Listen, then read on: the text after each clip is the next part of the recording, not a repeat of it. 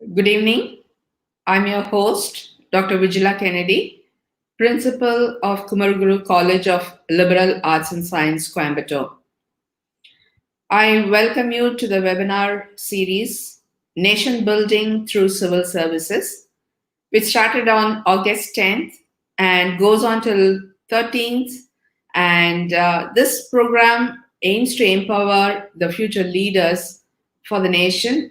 And this will be done through conversations with civil servants, policymakers, and change makers of the country. The webinar series is hosted by Kumaraguru College of Liberal Arts and Science, Coimbatore, in partnership with Shankar IAS Academy, Chennai, and Takshashila Institution, Bengaluru. All these three institutions have done tremendous work and are unique in their own ways and excelled in impacting the nation. Kumaraguru College of Liberal Arts and Science is a unique liberal arts education institution which offers degree programs including political science, visual communication, psychology, and gives a breadth of liberal education to the students.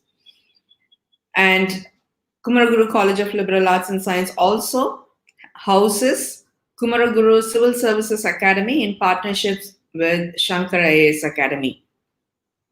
And Shankar IAS Academy coaches, mentors, aspiring civil servants. And recently, in the recently declared UPSC CSE results, they've had fantastic results with 201 students clearing the exams, which is the total 25% of the total results declared.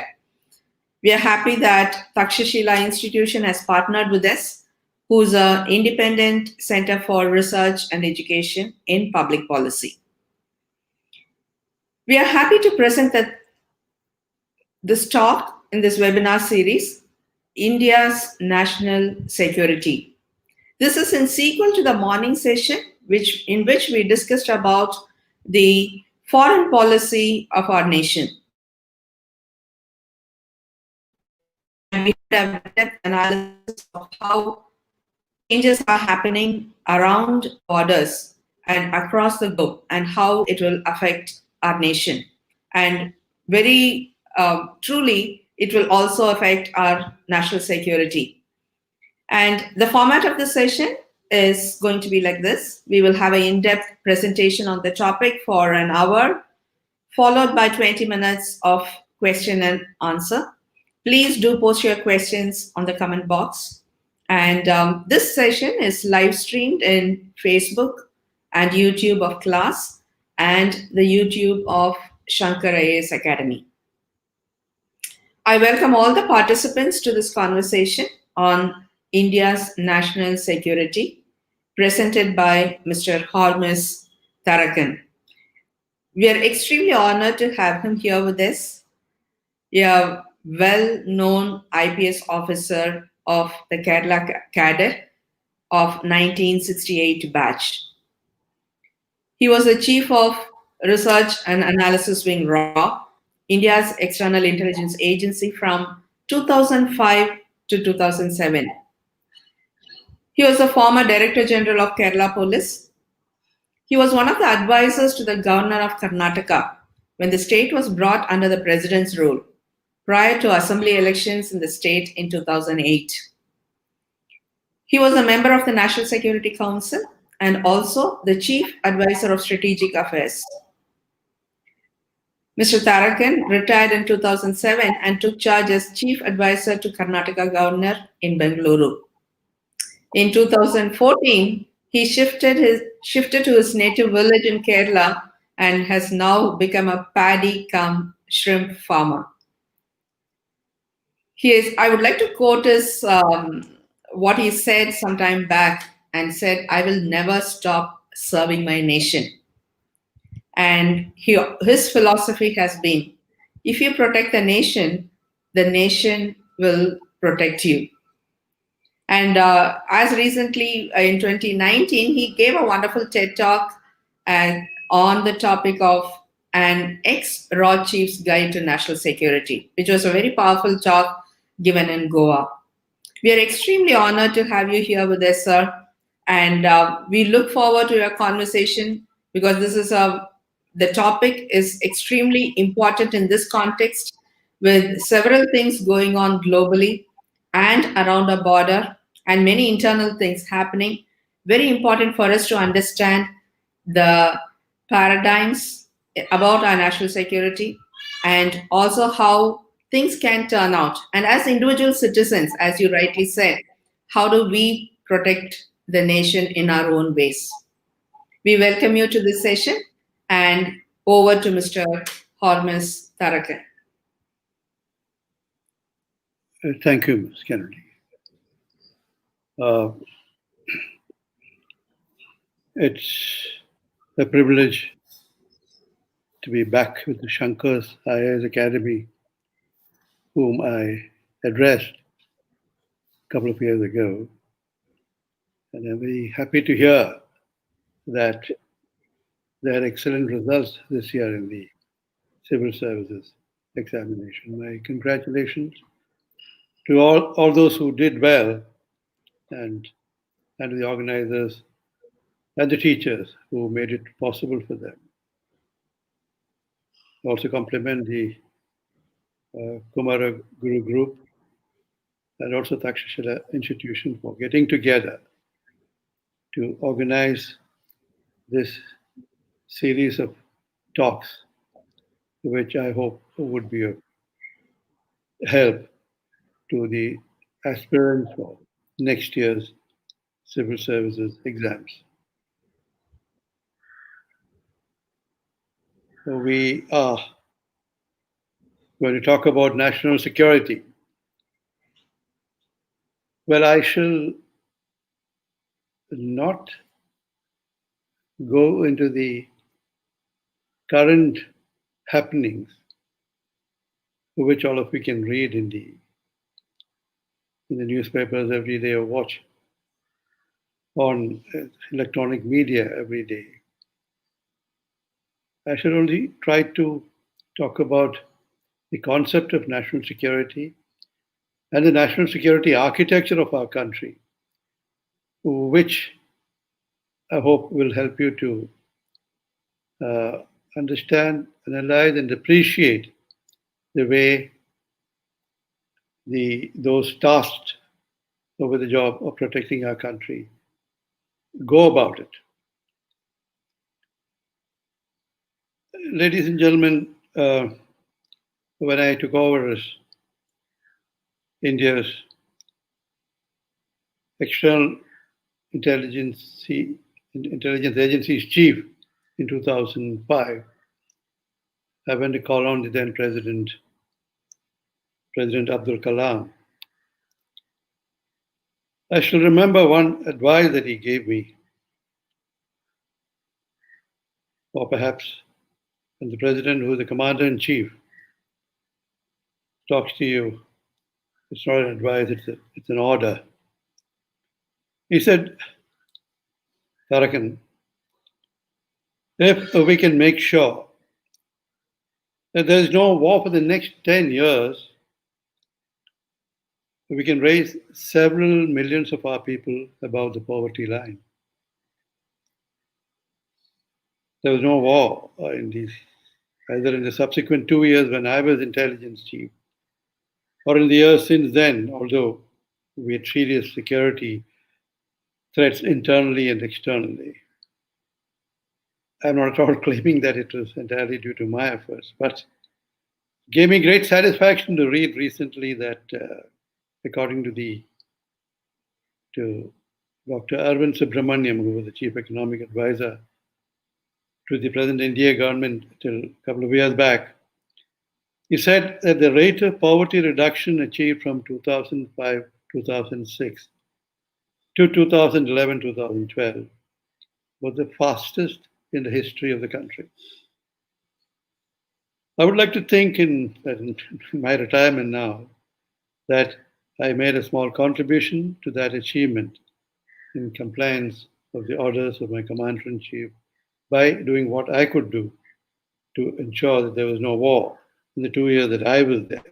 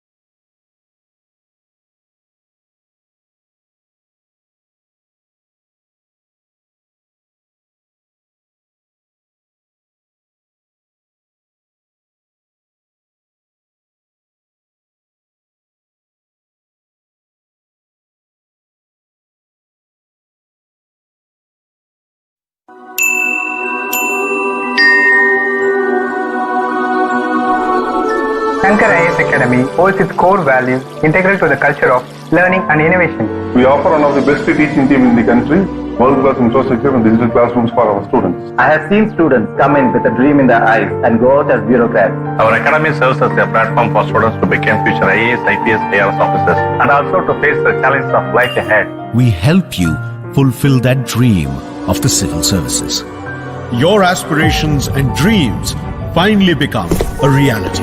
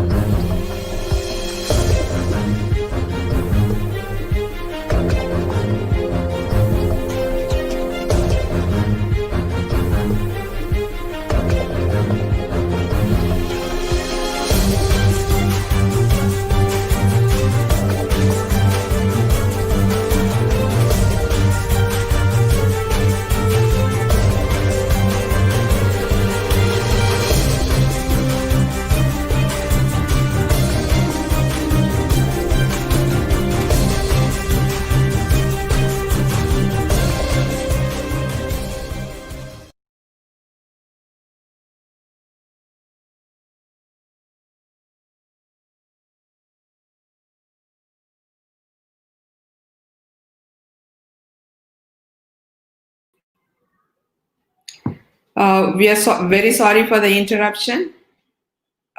Please do stand by while we connect with our speaker. We apologize for the interruption.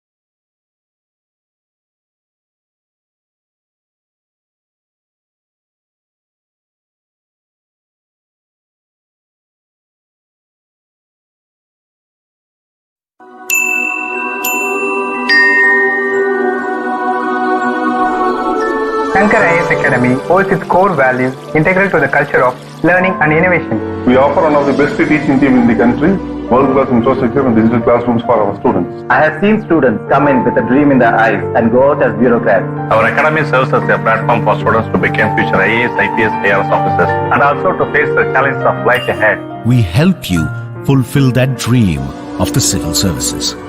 Your aspirations and dreams finally become a reality.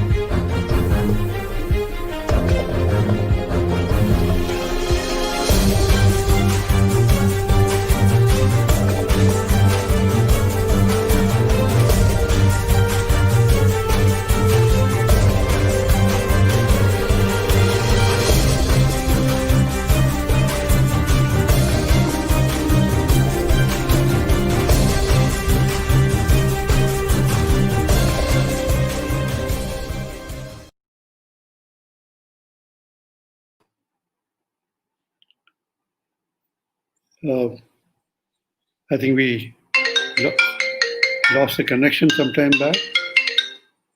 Hello? Yes.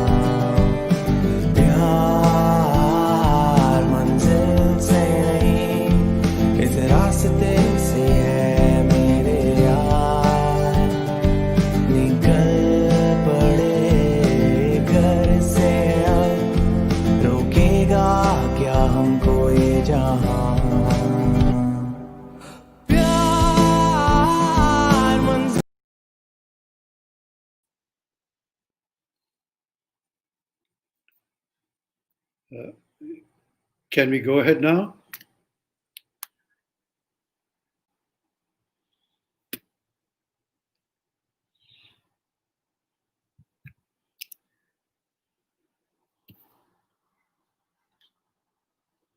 I presume I can go ahead now.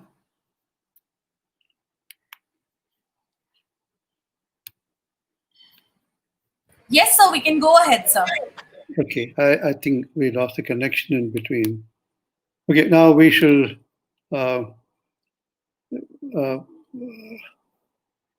carry on from where we left off.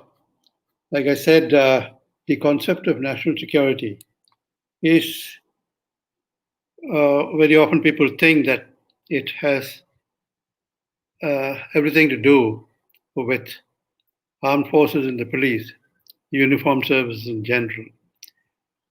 But very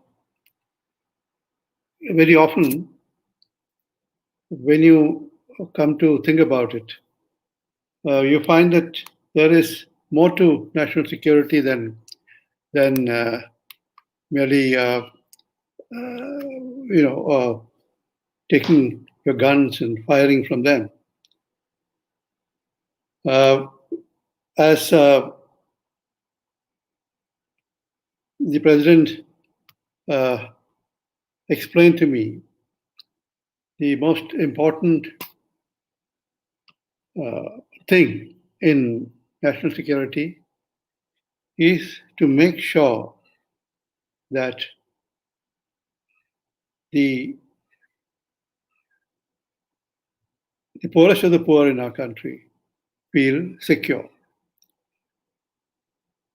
You know, some years back, the United Services Institution of India, which is the oldest think tank in India, got together a few of us, former chiefs of defense services, the Army, the Navy, and Air Force, and intelligence chiefs, and asked us to talk about our vision of what the national security objective of the country should be by the year, what we should achieve by the year 2020, that is now. This is about 15, 20 years back that I'm talking about. So many of us came out with our own ideas. But one of them said, look, we should aim to be a superpower by the year 2020. That made me think. So what do we achieve by becoming a superpower by 2020? By having the best of aircraft, fighter aircraft, the best of aircraft carriers, and things like that. What difference does it make to the poor man in this country? So the idea behind what the president told me was that national security actually means, what does the term mean? What do we understand by the term national security? What is the definition? The term, to my mind, it should mean the aggregate of the security of the lives and property of everyone in this country, plus the security of the common property of the nation, the common wealth of the nation. However, as long as there are millions of people in our country who live below the poverty line, it is not possible for us to ensure that there is national security in the proper sense of the term, since all our efforts in such a scenario would only be ensuring the security of merely a section of the people, of the population, a section which has property or assets to protect. Being below the poverty line is by itself tantamount to being insecure. Therefore, we cannot ensure national security unless and until everyone in our country has some property, some asset to protect, and is free from fear and want. I strongly feel that our national security strategy must be built around the concept that national security in its true sense cannot be ensured unless and until we achieve the target of ensuring that no one in our country lives below the poverty line. Admittedly, this is a task which will take years or decades or centuries to achieve. The threats to national security in this perspective would be any occurrence that would slow down our progress towards the goal of raising everyone above the poverty line. These threats could be war, could be internal conflict, it could be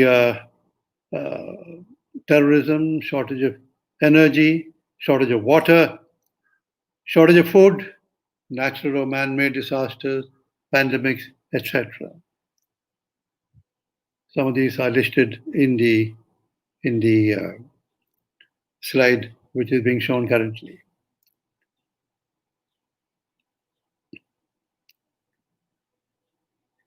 So we need to study these threats in their entirety so as to forestall them or to mitigate them, so that our march to the goal of bringing everybody above the poverty line may be achieved as quickly as possible, in the shortest time frame as possible. The objective of the national security strategy, therefore, has to be to ensure the maintenance of a security environment which would help us to achieve the target in the shortest possible time frame. So we have objectives to raise everyone in our country above. The first objective, national security objective, is to raise everyone in our country above the poverty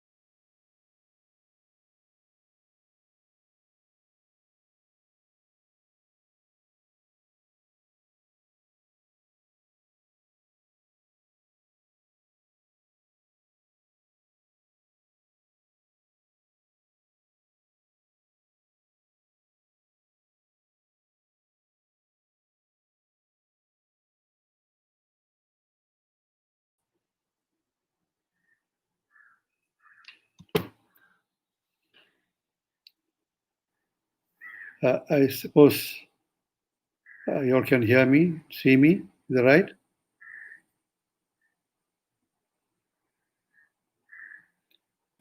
Yes, sir, we can, sir. like- Yes, you're back, sir. Okay, can we have the slide on human security now?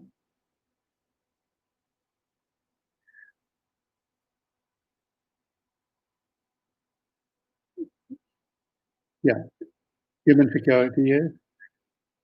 Yes, I was talking about UNDP's Human Development Report, and then the report of the Commission on Human Security, co-chaired by Sadako Ogata and Amartya Sen. Well, the human security is actually, the concept is distinct from, but complementary to the concept of national security. Well, national security in the traditional sense focuses on the defense of the state from external attack. Human security highlights the need to provide freedom to all people from fear and want. This would imply that people should be protected from threats of civil war, genocide, and the displacement of populations. There's also threats associated with poverty, lack of state capacity, and various forms of socio-economic and political inequity. And education is a major part of human security as we see it.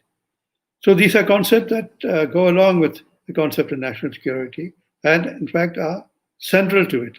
This, you must understand that, therefore, the concept of national security is something larger than just what, that fighting a war is. I mean, when you talk about this, you understand every national security decision has to be based on an idea of how it would affect the poorest of the poor in our country. I mean, I would like to recall Mahatma Gandhi's famous reply to someone who asked how to take decisions in a difficult situation. Gandhiji said, when in doubt, call to mind the face of the poorest and the weakest man you may have seen, and ask yourself if the step you contemplate is going to be of any use to him.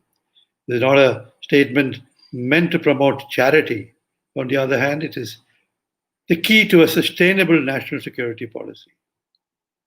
And since you're all aspiring to be civil servants, where as civil servants, as senior civil servants, you like to take decisions.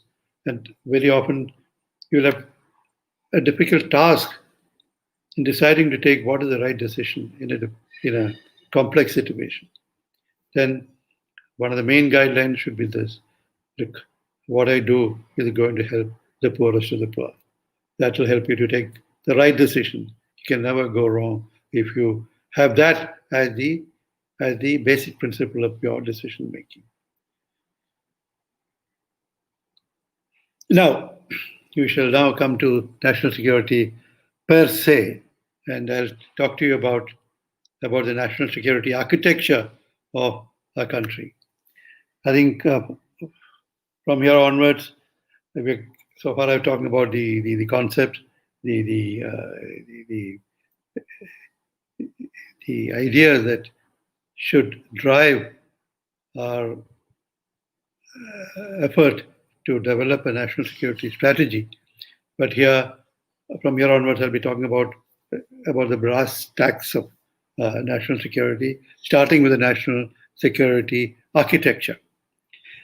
Now, in 1999, the government of India set up a revamped national security mechanism on the basis of the recommendations of a special task force headed by Sri K.C. Pant, which had examined the national security mechanism prevalent in other countries.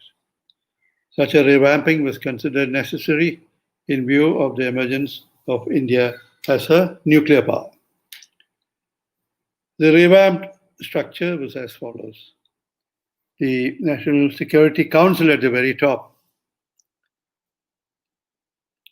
The National Security Council is chaired by the Prime Minister and consists of a small number of important members of the cabinet to discuss in depth national security issues and take decisions. Now, when I was introduced, it was mentioned that I was a member of the National Security Council. No, I was not a National Security Council. I was a member of the National Security Advisory Board, which we'll come to later. It is part of the national security architecture. The National Security Council is actually the highest place it occupies the highest place in the national security architecture.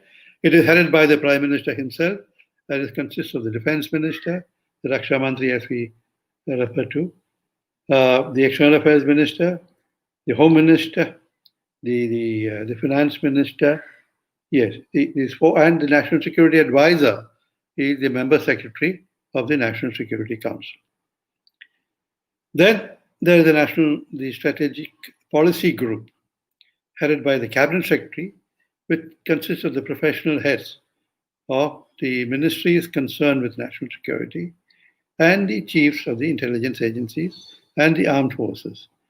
And this Strategic Policy Group is expected to work out policy decision options and submit them to the National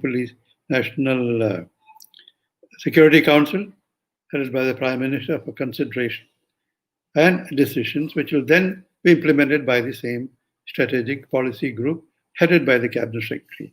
But in my time, of course, as a chief of India's External Intelligence Agency, I was a member of the Strategic Policy Group, which was then headed by the Cabinet Secretary, but as per a recent amendment, the group is now headed by the National Security Advisor himself. And there is the National Security Advisory Board, consisting of non-governmental experts like academic professors, experts in national security from the academic world, from the media, etc., etc. And this National Security Advisory Board meets from time to time to provide policy inputs to the National Security Council Secretariat.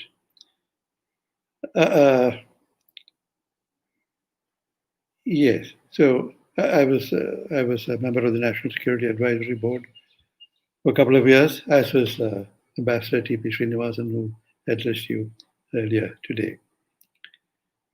It was an extremely, fulfilling task, discussing national security issues at an academic level, and then, putting up our ideas to the National Security Council through the Secretariat. The National Security Council Secretariat is, it's a Secretariat, which is a permanent structure, which is meant to service the work of the National Security Advisory Board, the Strategic Policy Group, and the National Security Council, and to take over the role of assessment of intelligence agencies, etc. And then there is also the Joint Intelligence Committee, which is part of the National Security Council Secretariat, but then it has an independent role of assessing the intelligence inputs from various agencies of the government, and to assess these reports and to arrive at an operational conclusion. We shall talk about this later as we talk about the problems of coordination. In recent years, many initiatives have been taken to improve the functioning of the security apparatus. Two of the major recent initiatives in recent years have been the Group of Ministers Committee, which went into the whole gamut of national security in the wake of the Kargil War. Ironically, immediately after the national security system was revamped in 1999, as I mentioned, we had the Kargil intrusion, which took us by surprise to some extent. Then, of course, we fought back to regain the territory that had been intruded on. Then that entire issue was studied by an expert committee headed by Mr. K. Subramanian, and also by the group of ministers, who then came up with major recommendations about how to improve our security apparatus.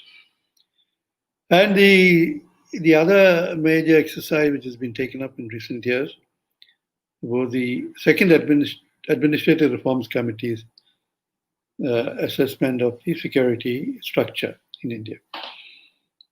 I was also fortunate to be associated with the Administrative Reforms Commission as an advisor. Now, the group of ministers had come out with a set of very well thought out recommendations, but many of the recommendations remained unimplemented, and as the ARC Administrative Reforms Commission report pointed this out, that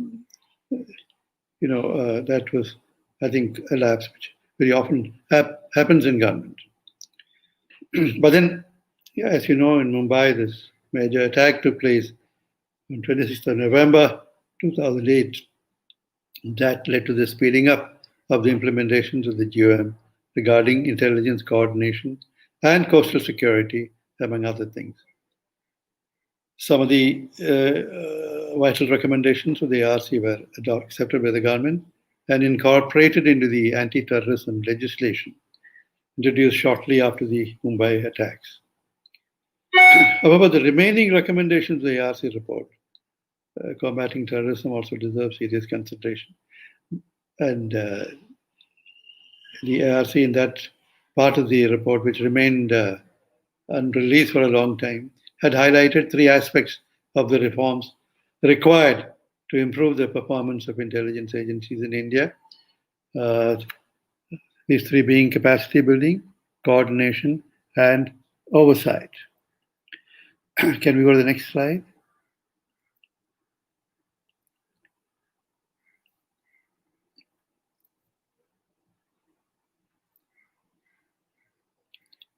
Before we go into those three aspects of improvement of intelligence agents, performance of intelligence agencies in India, I would like to comment on the dimensions of intelligence gathering for national security. First of all, is the production of and analysis of intelligence. The production intelligence operations have two aspects. One is the production of intelligence. This is done through human intelligence as well as technical intelligence. Human intelligence is, intelligence is collected through human sources, and technical intelligence is collected through technical sources. Now, the important part of this is intelligence is actually the analysis of the intelligence so produced. You have to make sense out of the intelligence that has been collected, because the intelligence which is collected is very often of a nature which doesn't make sense by itself. You need to analyze it by connecting the dots. Everything is not very clear. And that is the most interesting part of intelligence collection and analysis. Intelligence work is to gather all the intelligence from various sources, from various people, from various technical sources who don't know each other about what is being produced from other corners of the world.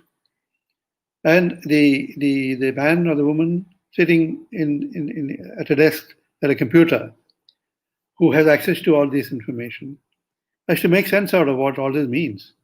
It doesn't immediately give you a clear idea of what is the scenario which is developing, what is the threat which is shaping up.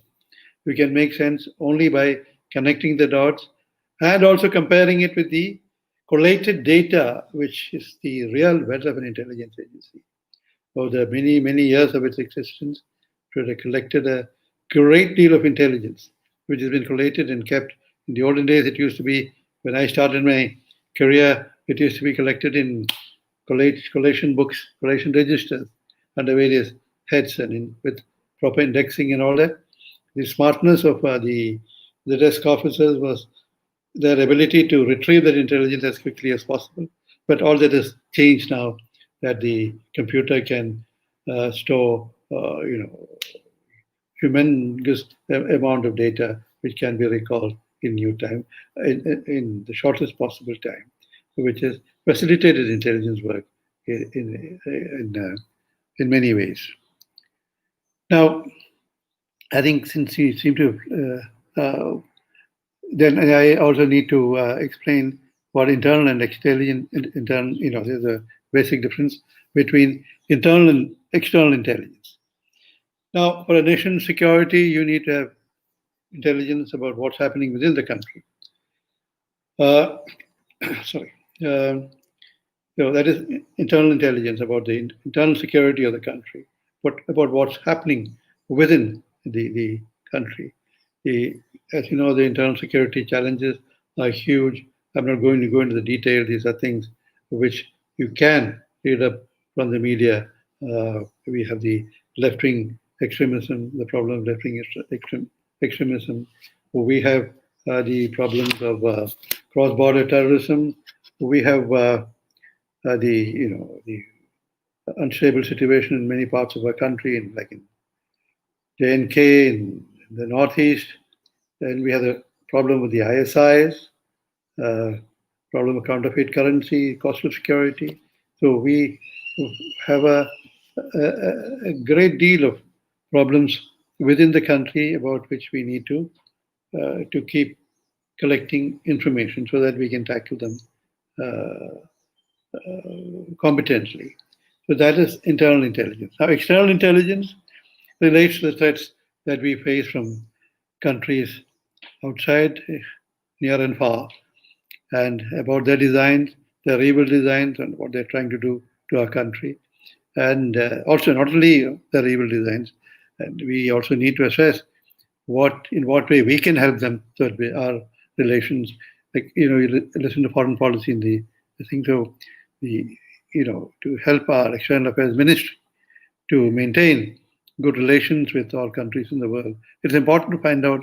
So what you must understand is that collection of external intelligence is not always for hostile purposes, not to wage war against them all the time, but to defend ourselves and also to understand what are their requirements and how we can help them and how we can have a good relationship with them. Then, tactical and strategic intelligence. Tactical intelligence is intelligence that we need to deal with immediate problems, whether internally or externally. I mean, you find that something is going to happen tomorrow, and then in a local area, and what do we need to do? Or even in the border area, cross-border problems. Some terrorists trying to sneak in.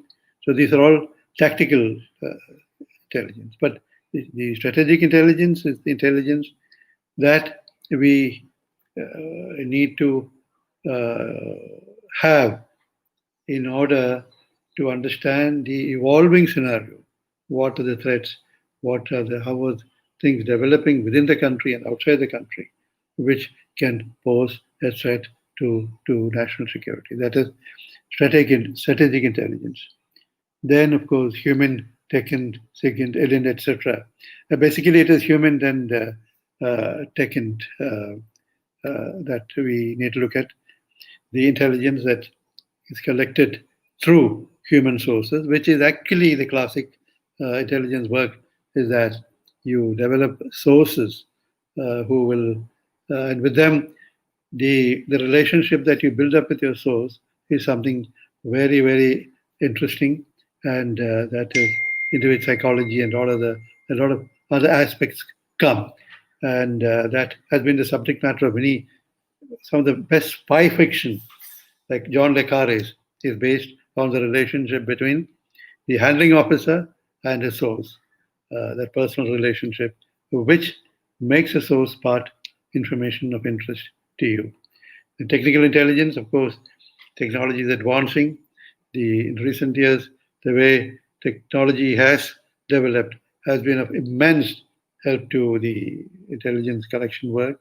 So the capabilities are great these days. And in India, the technical support that we get from our people is tremendous, and that has helped intelligence agencies in a big way. Can we have the next slide? The history of intelligence gathering is a very, very long one. I shall only go through it cursorily. They say intelligence is the oldest profession in the world. It's always been there from Chanakya's time. But in recent times, we talk about intelligence from the 19th century great game. The two empires, the Russian and the British empires, were expanding towards each other, especially through Afghanistan and Central Asia and all that. So there was these two empires developed their intelligence machinery in a big way to keep watch over the other empire to see what their designs were. So that is referred to as a great game, which Rudyard Kipling wrote about. And so in the 19th century, very interesting characters were there, about whom, if you are inclined to read, you could read up about these stories. There's, in fact, one book called The Great Game, which itself would give you a lot of information. People like Mohanlal Kashmiri, etc., Ivan Viktorovich and General Nicholas Ignatieff. And from the British side, there's Alexander Burns, who died in Afghanistan after doing a lot of historic espionage missions. But in recent times, in the 20th century, it was in the context of the First World War that the professional intelligence mechanisms were built up. First in the UK, with the Security Intelligence Service, which later came to be known as the MI5, and MI6, the External Intelligence Service. MI5 was actually developed to defend Britain against German spies just prior to the First World War. And you would be interested to know that it was in the development of both the MI5 and MI6, which is actually the British counterpart of our research and analysis wing, meant for external intelligence. Both the development of both these, Indian police officers, British officers who served in Indian police, played a major role, because in India, as part of the great game of the 19th century, they had experience in intelligence work, and they were brought back to Britain to develop their own intelligence services. And later, during the Second World War, prior to Second World War, when the Americans were trying to develop their, you all know about the CIA, the Central Intelligence Agency, but prior to that, they had an organization called OSS. Even for developing that, just prior to the Second World War, it was the British helped them, but then again, the British counted on Indian police officers who had served in India, who in developing intelligence. So in developing intelligence work all over the world, the Indian intelligence has played a major role. Now, in India, of course, the Intelligence Bureau has been at it is more than 125 years old now. It originally started as the dacoity and thuggy department of the British government, and later it was developed into an intelligence bureau. And on the military intelligence side, General MacGregor is supposed to be the father of intelligence. Anyway, all that happened in the second half of the 19th century. The Intelligence Bureau was set up in 1887, and then that in India there was no distinction between internal intelligence agencies and external intelligence agencies until 1968. Intelligence Bureau, looked at both till then.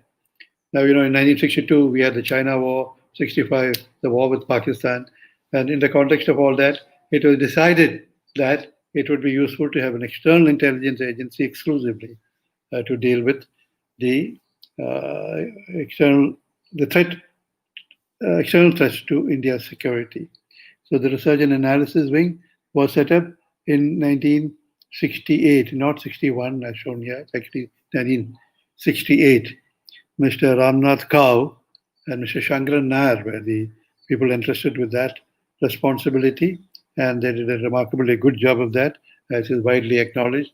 And by 1971, when the Bangladesh war broke out, the Research and Analysis Wing was able to bring in a great deal of expertise, which helped the Indian Army win that war. Then, after Kargil, 1999, again, there was a lot of soul searching was done, and then it was decided that India needed to step up its capability for technical intelligence. And then the National Technical Research Organization, dedicated to technical collection of technical intelligence, was set up in 2004. Around the same time, the Directorate of Military Intelligence was also set up. Each defense service had its own intelligence wing. The air intelligence, the army had its own intelligence, and Navy had its own intelligence. But the DMI, who's responsible for collecting intelligence relevant to all the defense services, was set up around that time. So that is roughly the history of intelligence services. Can we go to the next slide?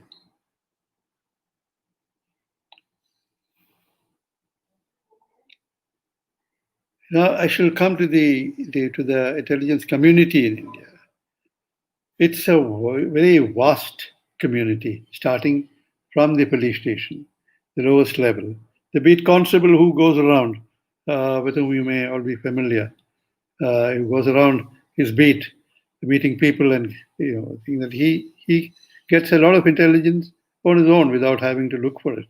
So intelligence collected by him is very often of the utmost importance, and the effort these days have been to get that lowest level of intelligence to the highest possible level for appropriate action. Then there's a district special branch, again within the police department, which collects intelligence about internal law and order problems within the district. Then there's a state special branch which does so. You must have all heard about the CID, the Criminal Intelligence Division or Department, which coordinates all this such intelligence within the state. Then each central paramilitary force has its own intelligence wing. Now, when you talk about the architecture, national security architecture, I didn't go below a certain level. I only spoke about the highest levels of national security structure. But then, of course, then we have the defense services, the Army, Air Force, and the Navy, about which I didn't speak in detail. Then we have the paramilitary, the various paramilitary organizations, like the BSF, which guards our border, the Sashastra Seema Bal, the ITBP, which guards the Tibetan border, the Central Industrial Security Force, the CRPF, which is the largest paramilitary organization in the world, which is meant for supporting the local police and the state governments, and of course the central government in maintaining the law and order. And now all these central paramilitary forces, including the Coast Guard. The Coast Guard supports the Navy. It's also a paramilitary organization which takes care of the coastal security of the country, along with the police, of course. And then the Intelligence Directorate of the three services, which I mentioned. The Defense Intelligence Agency is there, as I mentioned. Then there's the Directorate of revenue intelligence. Going further, we have the Intelligence Bureau, the Research and Analysis Wing, the NTRO, etc., etc. So that is the huge intelligence community that we have in our country. Can we go to the next slide? Yeah, then I didn't mention the Financial Intelligence Unit. We have the Financial Intelligence Unit, which functions under the Revenue Ministry, the Economic Intelligence, Sector of Economic Intelligence. The Financial Intelligence Unit has a very major role of looking at bank financial transactions, which very often give a big idea about terrorist transactions and terrorist funding. For this, we depend a great deal on Financial Intelligence Unit. The Intelligence Bureau and Research and Analysis Wing I mentioned already. NTRO I mentioned already. But certain is tasked with security of our IT infrastructure. NTRO also shares a responsibility for that. But between them, they defend the country and our structure, IT structures against hacking and other attacks, other cyber attacks.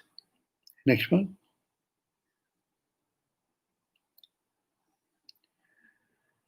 Now I shall come to the challenges that the intelligence community or intelligence agencies of our country face. The first is that of capacity building. They need personnel, well-trained personnel. And then the recruitment of appropriate personnel is a problem. I'm not going into the details, but at every level there are problems. And collection tools, appropriate collection tools are required. Technical support is required. Then redundancy is another problem.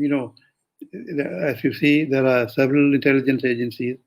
And there are technical intelligence agencies also. There's more than one, although NTRO is the thing. But every agency has its own technical resources.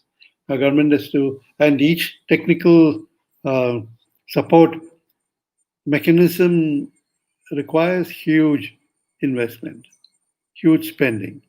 The government needs to decide, which agency should get what.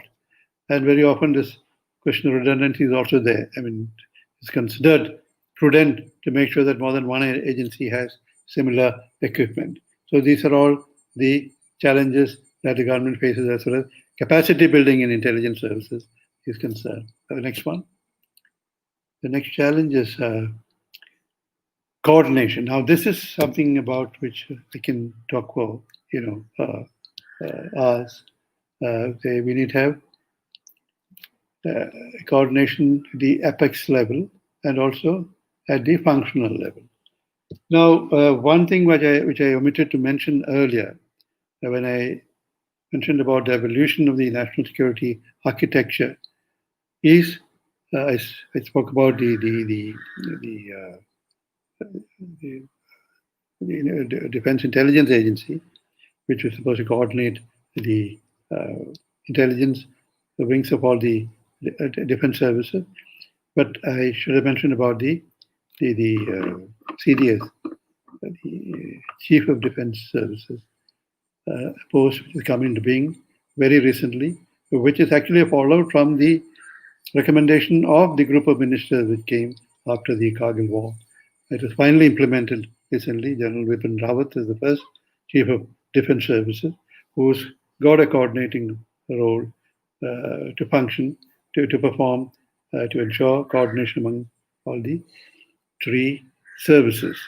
So now, the role that he plays is somewhat similar to that of the National Security Advisor, who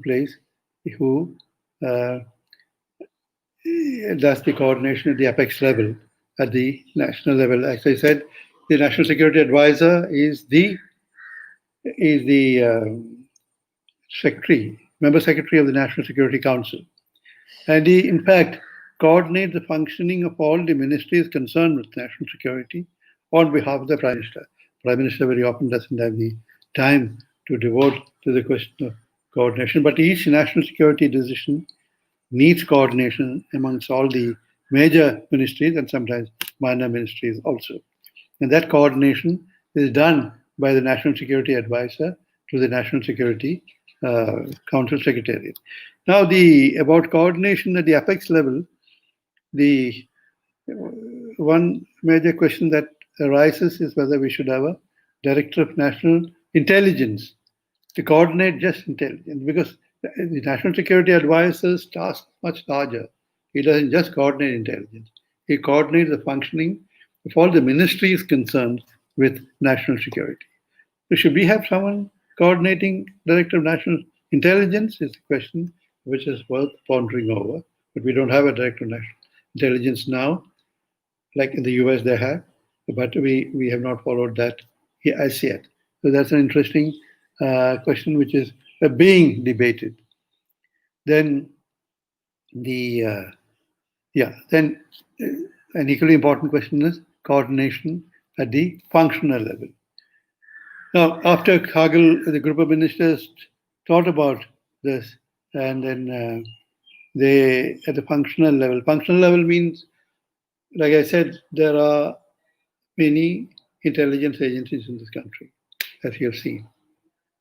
And all of them collect intelligence, which, even within one agency, the intelligence which comes in from various sources and various desks have to be coordinated to get, by the analysis people, to get a clear picture of what's happening.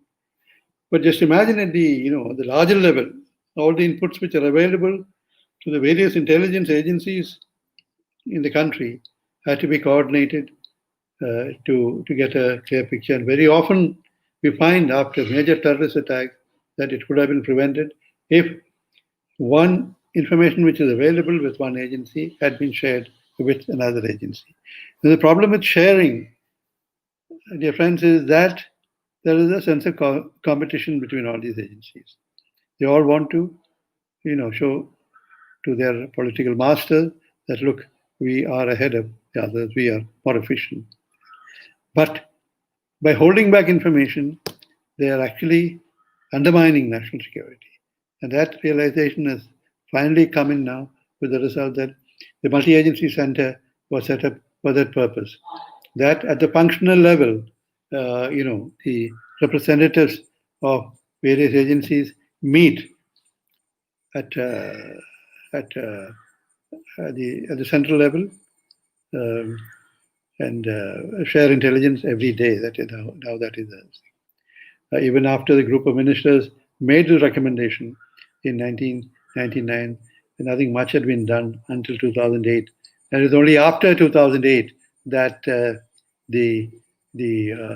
effort was made to really implement this. And now I believe things are much better. Now this is at the central level. Now at the state level, we have the subsidiary multi-agency center, and then of course that is also supposed to do that at the state level. The representatives, all the intelligence agencies of the state, as well as the center has its representatives in various states. They will get together to assess almost on a daily or at least weekly basis to look at all the intelligence that they have and to compare notes, which seems to be functioning reasonably well now.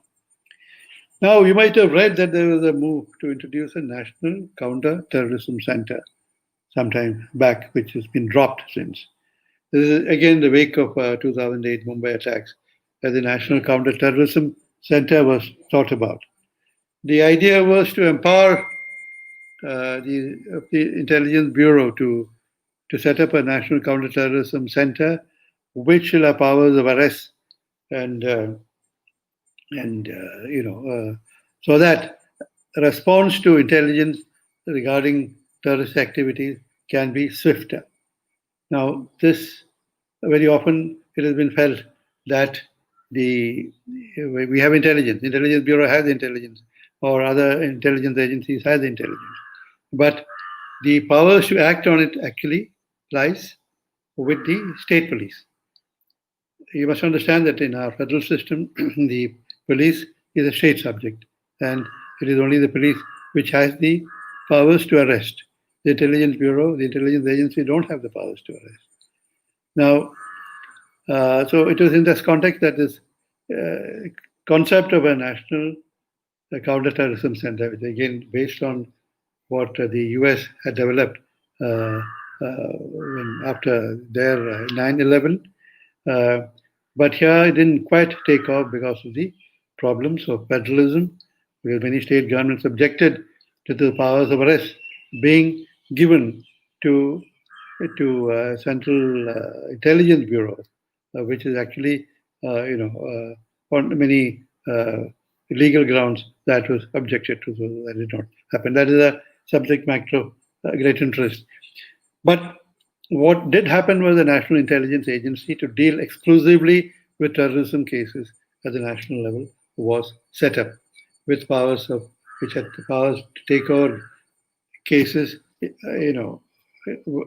which in its judgment were related to terrorism.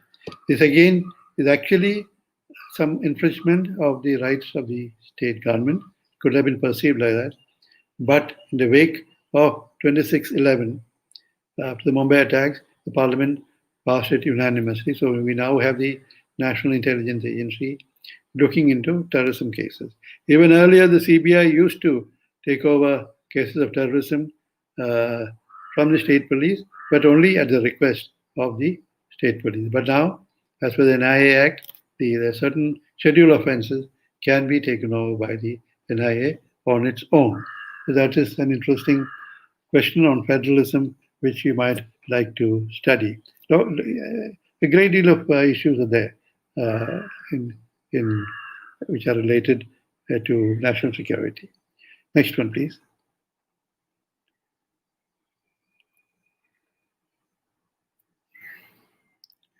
Yes, the next challenge as far as intelligence services is concerned is oversight and legislation.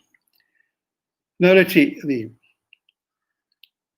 I talked about technical intelligence. I talked about even human intelligence. Now, when you collect information, especially through technical means, it can be seen as an infringement of your privacy. That information is collected about you, about what you do, about phone calls you make, about, But that is required in order to keep track of a terrorist and what they're up to. So now we have to draw a line where between security and privacy, the needs of security and privacy. This is a never-ending argument which has been going on for years. The human rights activists have been again and again saying that the security agencies are violating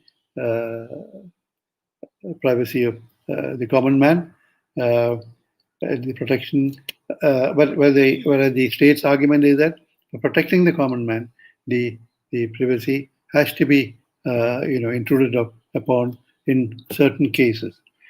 Now, there is also the need for a law to define how much intrusion is permissible.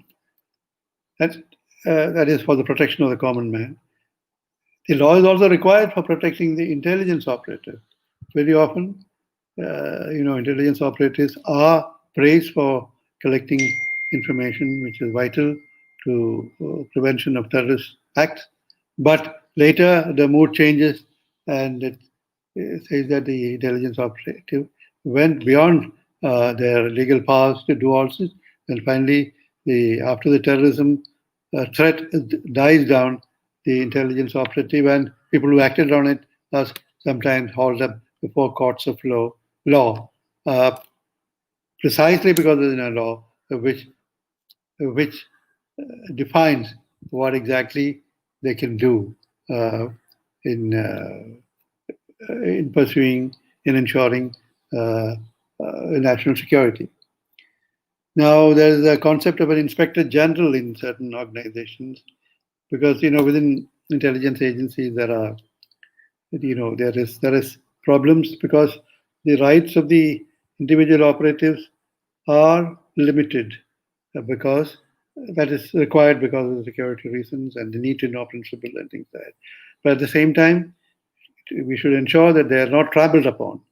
So there is the provision for an inspector general who functions under the chief, but at the same time, he is free to point out to the chief whether things are going wrong. And if necessary, if the chief himself is not doing things right, he has the freedom to bring it to the notice of the higher political authorities. Whether we should have something like that is a debate which is going on as part of the need for oversight over the intelligence services. Now, whether Parliament should have the oversight right over the intelligence agencies is another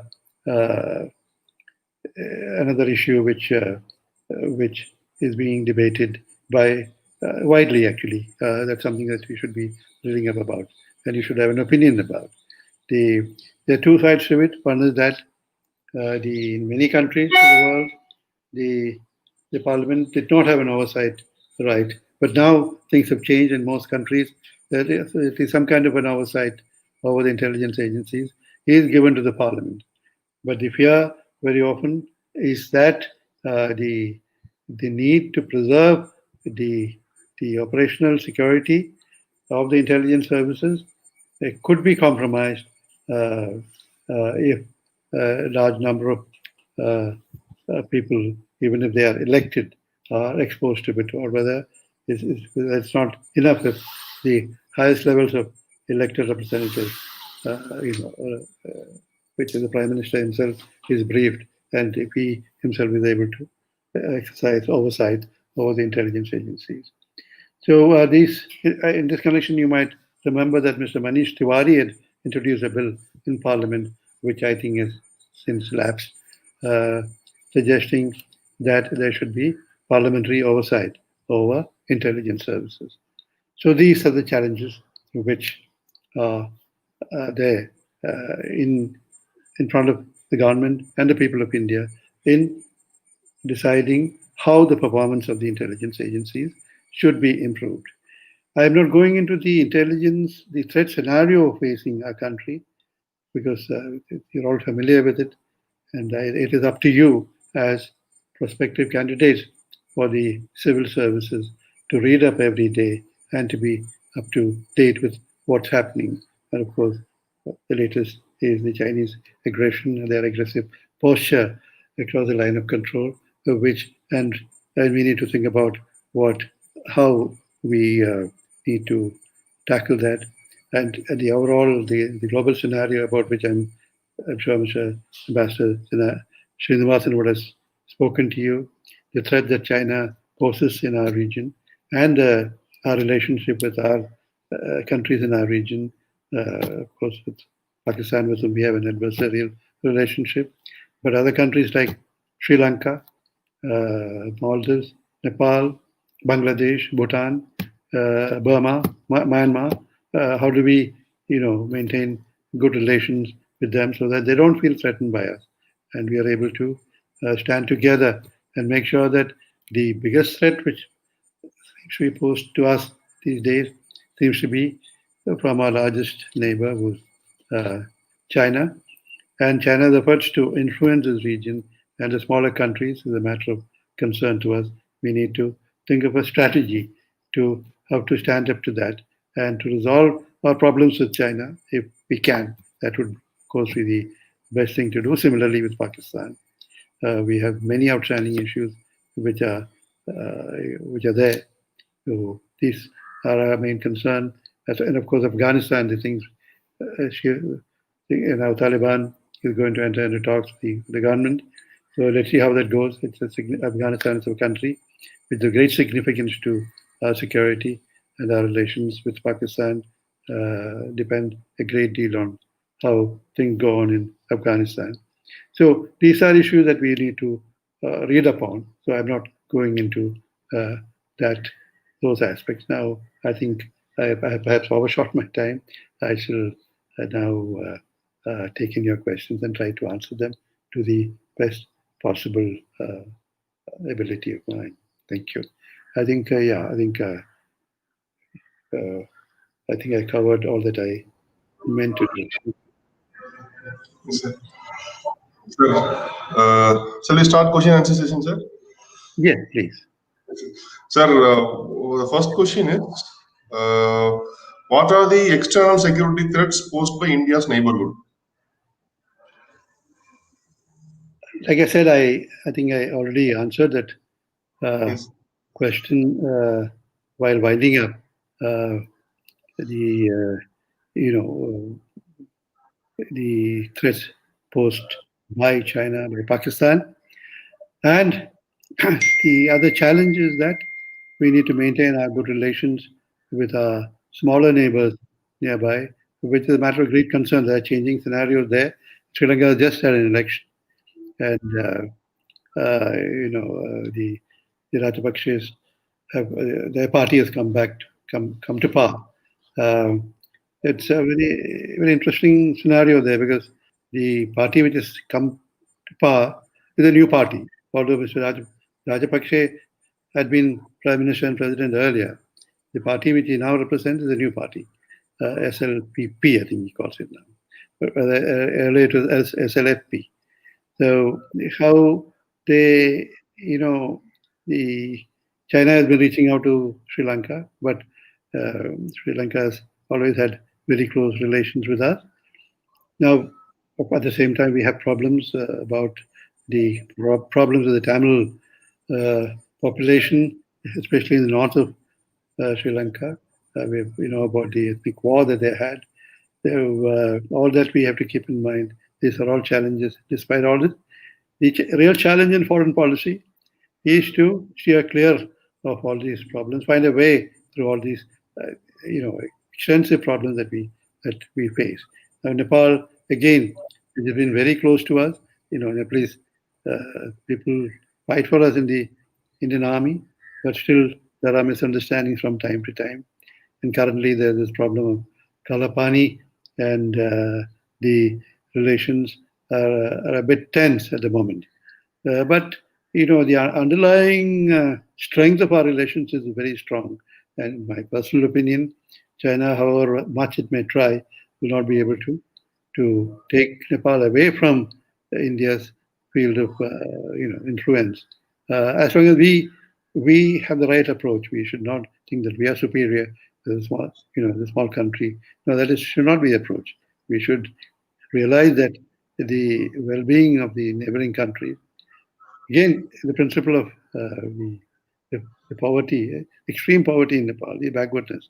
And my belief is that as the country progresses, I think their sense of, and if we help them to do that, their sense of, the relationship would improve. With Bangladesh, again, the Prime Minister there, the President there is a great friend of ours, but, we need to, there are challenges at the same time. There are a lot of, games going on in the neighborhood, mainly like I said, in the 19th century, there was a great game between UK, the British Empire and the Russian Empire. But now I think in our neighborhood, it's mainly between China and India. We need to play our games smartly so that we come out on top. Yes, sir. So the next question is, what are the exams conducted in India for recruiting officers in the research and analysis wing? Is there any exclusive exams? Now, in every organization, starting with the police, the induction is done at various levels. There's the Indian Police Service, and also there's induction in the state, the deputy superintendent level, inspector level, sometimes sub-inspector level, and constable's level. But I suppose this question is mainly about the Group A level. In the research and analysis wing, a lot of experimentation has been done about how to recruit officers at the Group A level. Initially, it was constituted, bifurcated from the Intelligence Bureau. And when it was done, I believe the then Prime Minister, Srimati Indira Gandhi, had told Mr. Tao, who was the founder of the organization, that she did not want this. So it has to be a broad-based organization. Although the backbone of the organization came from IPS officers who came on deputation, but the people were taken in from all backgrounds. From 1971, I think a direct recruitment, not through UPSC, was started at the highest level, at Group A level. That is an interesting experiment, which I believe happens in other countries too, like the CIA and the MI6 and the. They do recruit directly into the intelligence services. It's an interesting experiment, but in the Indian context, that was not found fully satisfactory, although some of the people who came in were very good and had risen very high in the organization. But for various reasons, that system was given up. And now for many years, the system prevalent, as I understand, is that the organization depends on the UPSC and the civil service exams for finding the best talent. They wait for the results to come out, although this organization is not listed among the available services. But once the results come out, they do write. To get through the exam, you might get a letter inviting you to the service. And of course, invitation doesn't mean that you are inducted. You'll be interviewed. There'll be a process, and then if you're found apt for the service, you would be given the opportunity. It's a very liberal offer in the sense that you will be on trial for 2 years, but at the same time, you'll also have the option. If you find that you're not happy with the service, you can 2 years later go back to your original service with your original ranking and things like that. It seems to be a fair system to me, but I don't know how well that is functioning. But we also have the system of permanent secondment. That is, people come on deputation. They can opt to stay on a permanent basis. So that option is also there. They can opt to stay on, but they should be found suitable by the organization. In that case, they'll be allowed to stay on permanently. These are two ways. Okay. So next question is, the cyber attack is the major emerging security threat, not only for India, for all the countries. So to what extent our national assets are protected? Are we capable of securing all our national assets? Actually, I say I'm not a technical person, but from having, my experience of having served as chief of an organization which has a lot of technical capabilities, and the strength, human and technical strength at our command is huge. And of late, we have developed our own specialized organization like the NTRO and certain with the specific mandate of guarding ourselves against cyber attacks. And I understand that there are two sides to this: one is defending ourselves, and of course, making sure that people who try to attack us will also be given a taste of their own medicine. So all that is, I think, we have our capabilities is what I believe. I cannot be more specific than that. Yes, so the next question is, to what extent the Belt and Road Initiative of China has security implications on India? Well, in any assessment that we make, we cannot but come to the conclusion that it has certain security implications for India. Now the connectivity all around us, especially to Gwadar, the CPEC, has huge security implications for us. Similarly, on the eastern side. Now, our problem is that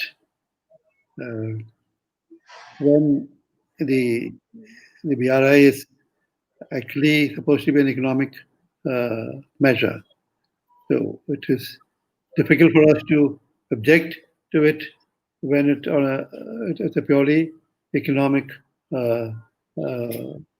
measure which is being undertaken by another country. We cannot object to it in a diplomatic sense. So the trick is to find a way to make sure that we are able to counter this sort of outreach through smart steps. In certain ways, the problem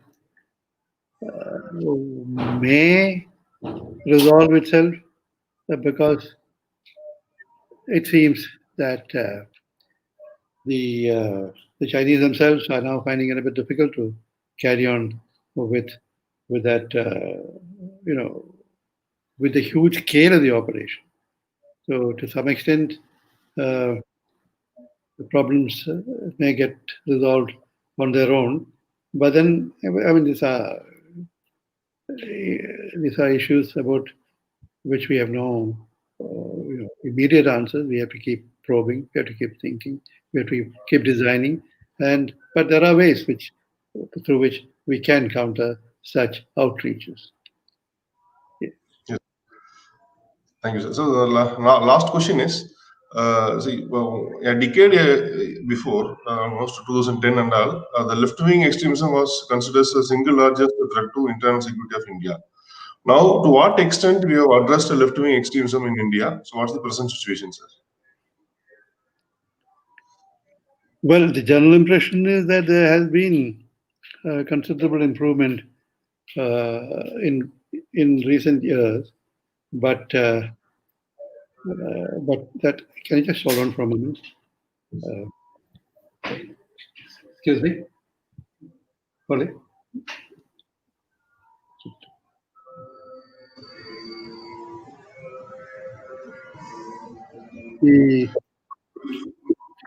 Can you hear me now? Yes, sir. Yes, sir. Yeah. In recent years, there has been,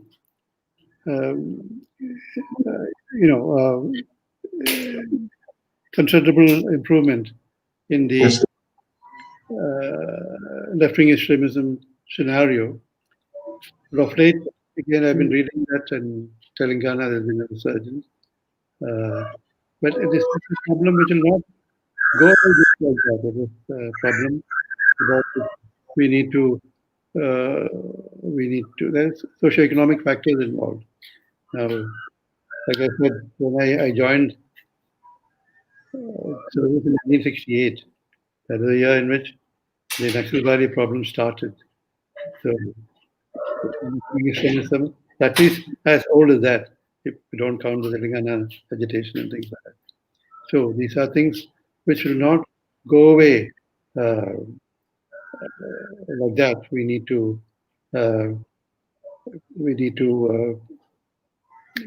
with that the problem in smart ways. I mean, the sense that, like I said, again, the beginning of my talk was about the need to eradicate poverty. That is the most important national security task in front of us. Once we realize that, I think all this will fall into place. So we need to look at these issues and then devise strategies based on this overall principle of what national security threat is. That is what we need to understand. If you talk about left-wing extremism purely as a military problem, then we lose our focus. Yes, sir. Yes, sir.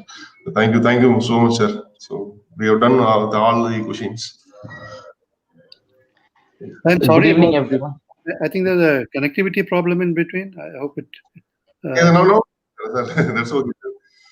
Because I'm in a village far away from the city. So sometimes with the rains on, all that we have connectivity problems. It was a wonderful session, sir. Thank you so much, sir. Thank you. Sir.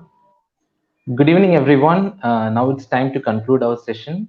I'm Gautaman, faculty from the Department of Political Science, Kumaraguru College of Liberal Arts and Science. First of all, I would like to thank our guest for the session, Mr. Hormis Tharakan, IPS, for this informative session on India's national security.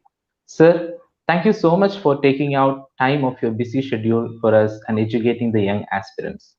The session has given us good understanding about the importance of the concept of national security and how it is playing an important role in the nation's development. Thank you, sir.